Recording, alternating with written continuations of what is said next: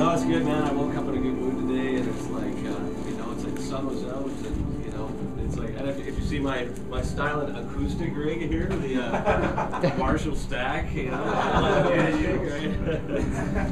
So yeah, basically I'm just gonna play a couple of songs, and again, because it's like 2 shows a day, the voice is a little rough, so I'm gonna be quiet, but we'll try and mark that down as being like intimate, right?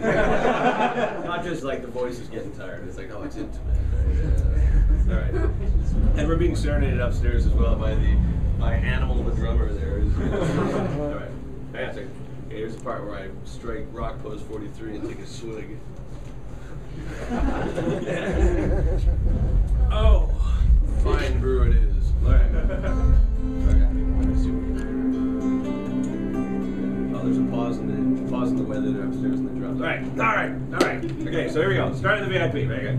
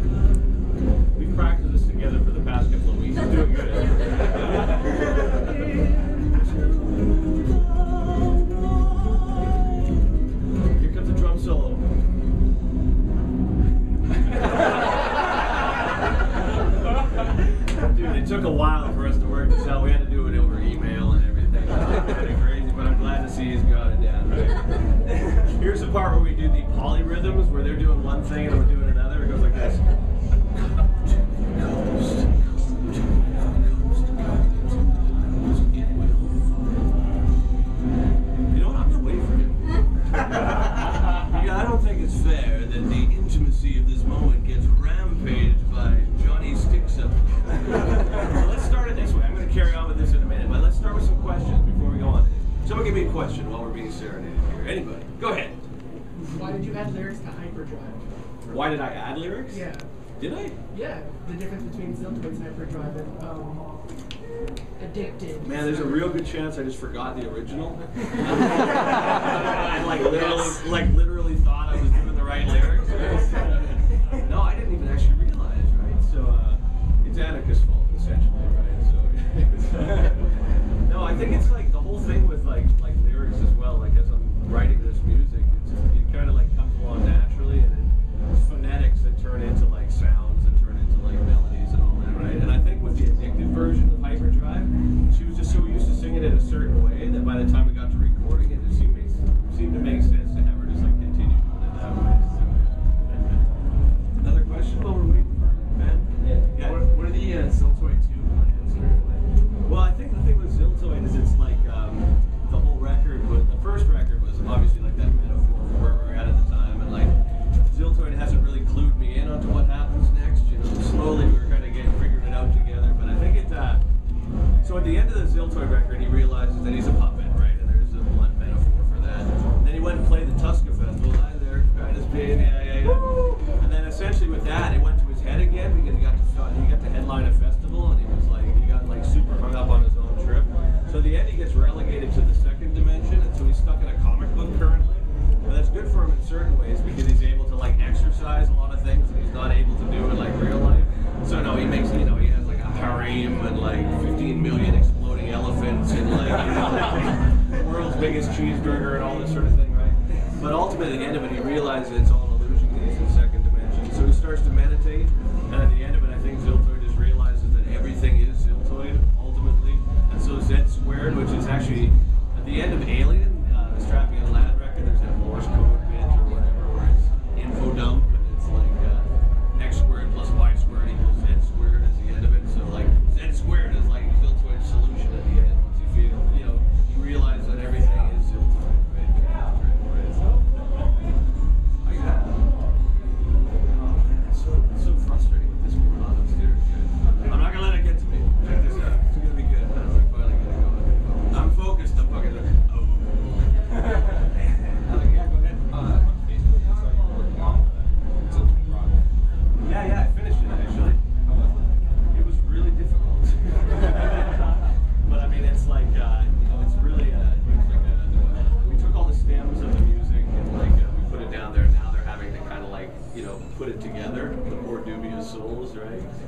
yeah, no, it's finished now, and it should be like authored within like 2 weeks, kind of thing. So you know, hopefully we'll see it by then, right? But the next one's gonna be Addicted, and then you know, so there's like a lot of things going on, right? Yeah. There's more.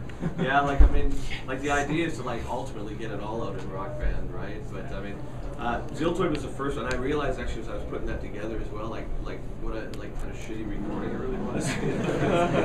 Did it in my bedroom with like a microphone and a pod and everything, and like now I try to crossfade all my edits and everything. And then when I was looking through Ziltoid, I was like, man, that's the edits? Seriously, man, that's like really bad. Right? Yeah, go ahead. How much of a bitch is it gonna be a recording interruption? Well, depends on what sort of sympathy I get from friends and family, right?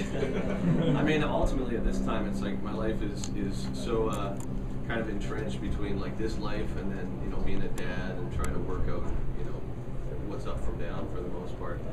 And deconstruction, I think when I first started, I was like afraid of it because it like means that I have to reconnect with the type of music that at one point was really toxic.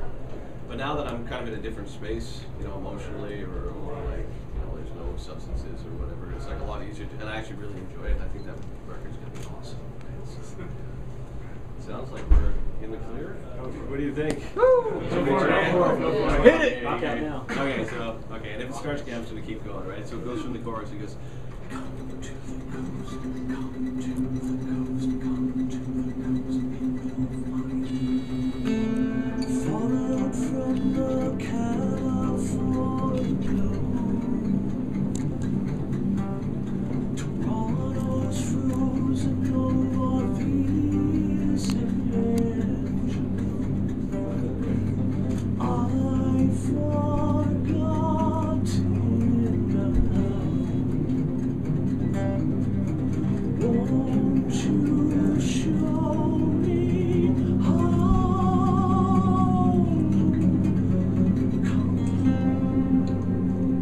I think we're in the clear, guys. It's gonna be good now.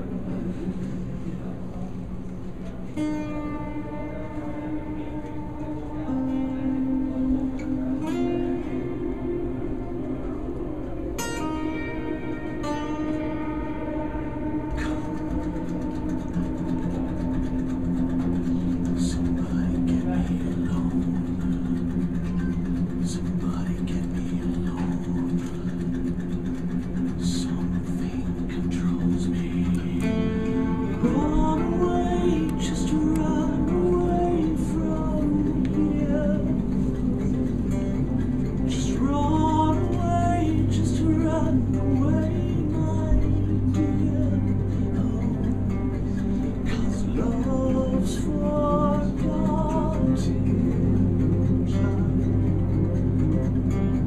So go into the wild. Come.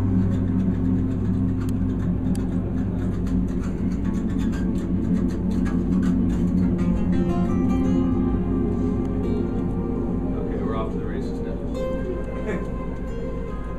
It's been the mode of the day, guys. It's just been one of those moments where you're just like, I'm almost stressed, I'm not.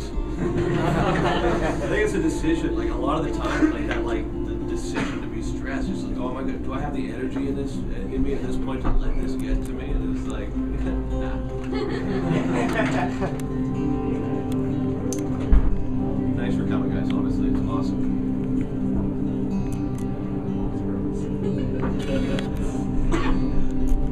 Thanks for coming to my living room. Got my own wet bar, ACM. It seems to be broken. I don't know